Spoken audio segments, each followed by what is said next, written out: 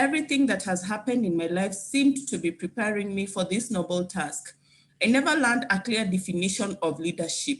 Even today, what I use to define leadership may not be good enough to someone else, but it is one of those issues I do not consider very important. I had always known more of what it means to be a leader rather than its definition. By nature, I am never very interested in the academic details that may not add much value. To me, it is far much more important to be a great leader than to know the academic definition of leadership. I knew that leadership has something to do with taking responsibility, taking courage, and leading the way, mostly to a better place. I believed that it had something to do with giving people a reason to be hopeful and optimistic. I had learned that most people's ability to lead only revealed itself during hard times, during the times of trouble, turmoil, and tribulations, during the times of hopelessness and tragedy. I comprehended that leadership is not easy, but full of struggles and troubles. This seemed to make it excite me all the more. I love solving problems and dealing with people.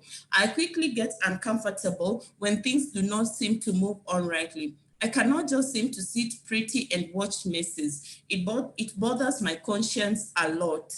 Where it is appropriate to do so, I swing into action without delay. The same reason I think I can hardly make it in politics, more so Kenyan politics. I view most politicians as a dishonest lots, inspired by greed and not need. They are both visionless and heartless, much contrary to what I feel leadership should be. Be a born-again learner. The leadership ideas I learned from my youth formed my amazing foundation in this field and set me on the path to perpetual learning. Learning, yes, that is the way to great leadership. It is the way to building a great symphony orchestra.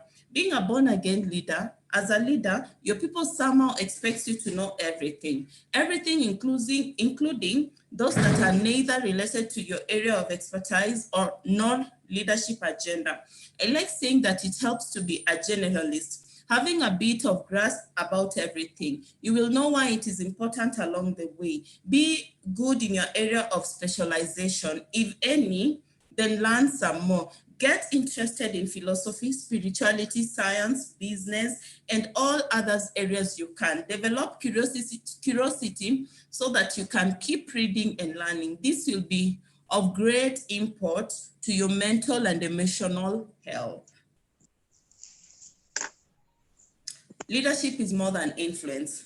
Today, through study, I have come to appreciate that leadership has a lot to do with influence. John C. Maxwell, an acclaimed American leadership coach, insists that leadership is influence. I agree, but I think it cannot be all about influence. It is much more than that. Yes, it is influence, but over and above influence, what next? What are you influencing them to, and how do you affect this influence?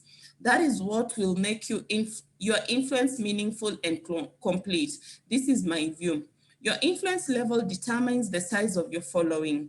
That means your level of influence technically suggests how powerful you are as a leader, and thus your level of leadership. My take is, what if your influence is wrong?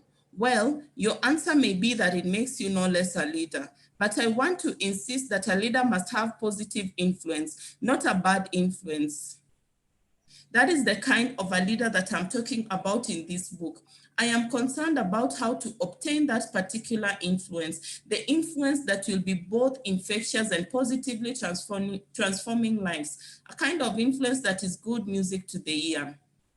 As the director, the lives of all those who are in your orchestra and that of many others will associate with it revolve around your ability to lead. The kind of leadership that enables you to grow your orchestra to attain its maximum potential. That kind of leadership that lives on long after you are gone. That is the kind of leadership I am interested in. A kind of Mandela, a kind of Lincoln, a kind of Gandhi, a kind of Jesus, not a kind of Hitler or Idi Amin Dada. Leadership that is both fulfilling and transforming.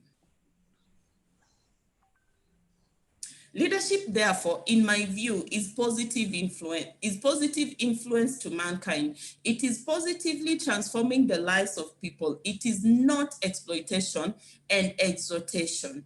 It is not using people for personal gain. Worst of all, it is not trying to keep masses in ignorance and poverty so that you remain the king of the jungle. Trying to keep every member of the orchestra comfortable at his or her current position and encouraging neither ambition nor progress is no leadership. You may disagree with me, but that is not the kind of a leader I want to follow. I really do not want to be in an orchestra where the leader is a god, all-knowing and not ready to learn or to listen.